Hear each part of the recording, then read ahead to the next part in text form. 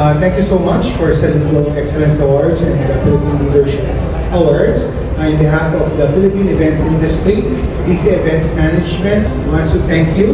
And sa mga awardees na yon, always remember na sa Romans, sa Bible, sa Romans 13, sinasabi na lahat ng talents or lahat ng ating mga leaders appointed ni God. So always remember to do your best.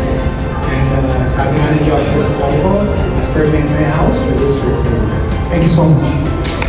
Thank you and congratulations.